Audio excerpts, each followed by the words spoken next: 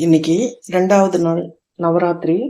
சுண்டலுக்கு நான் கருப்பு கொண்டக்கடலை ஊற வச்சிருந்தேன். அது இப்போ சுண்டல் பண்ணிடலாம். இது இதோட சேர்த்து வெறும்னா தாளிச்சு மட்டும் கொட்டாம தாளிச்சு கொட்டி கடைசியில தேங்காய் போட்டு தான் நம்ம எப்பவும் பண்றது. இப்போ நான் இதுக்கு ஒரு சின்ன பவுடர் ஒன்று பண்ணிக்க போறேன். அதுக்காக நான் ஒரு துண்டு இஞ்சி, 2 பச்சை மிளகாய், கொஞ்சம் கருவேப்பிலை, கொத்தமல்லி, ஒரு சின்ன கப்பில் தேங்காய் எடுத்து வச்சுருக்கேன்.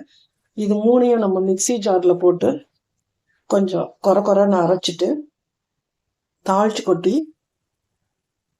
சுண்டல் பண்ணிடலாம். இது இப்போ நான் கொரன்னு முதல்ல அரைச்சின்னு வரேன்.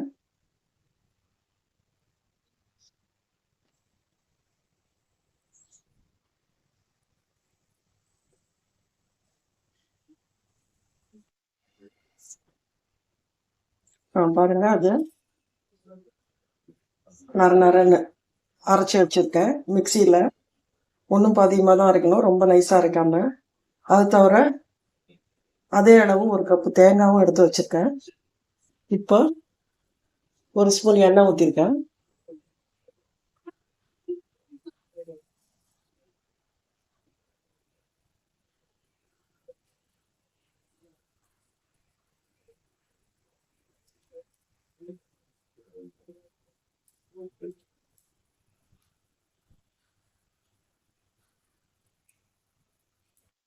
இப்போ கடுகு தாளிச்சு கொட்டினோம்னா நான் அந்த பொடியை அதுல போட்டுட்டேன். அரைச்ச பொடியை முதல்ல அரைச்ச பொடி தேங்காய், பச்சை மிளகாய், இஞ்சி எல்லாம் போட்டு நம்ம கொரன்னு அரைச்சிருந்தோம் இல்லையா, அந்த பவுடரையும் போட்டுட்டு அது கொஞ்சம் பரட்டிட்டேன். அதுக்கப்புறம் பாருங்க, இப்ப இது மேல கொஞ்சம் தேங்காய் போட்டுட்டேன். இந்த கடலையும் போட்டு இப்ப இது கொஞ்சம் நல்ல டிஃப்ரெண்டான ஒரு டேஸ்டா இருக்கும், வாசனையாகவும் இருக்கும்.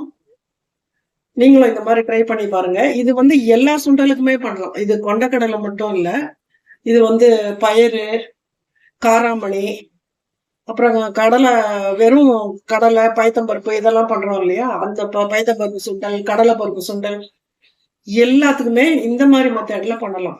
அரைச்சி விடும் போதே கொஞ்சம் பொடி பண்ணும் போதே ஒரு கப்பு தேவையான அளவுக்கு நீங்க பண்ண போற சுண்டலோட அளவுக்கு காரம், அப்புறம் கருவேப்பிலை, கொத்தமல்லி, இஞ்சி ஒரு துண்டு, தேங்காய் எவ்வளவு வேணாலும் போடலாம். தேங்காய்க்கு அளவே கிடையாது. நான் கொஞ்சமா தானே பண்ணியிருக்கோங்கிறதுனால நான் ஒரு சின்ன கப்புல போட்டு அரைச்சேன்.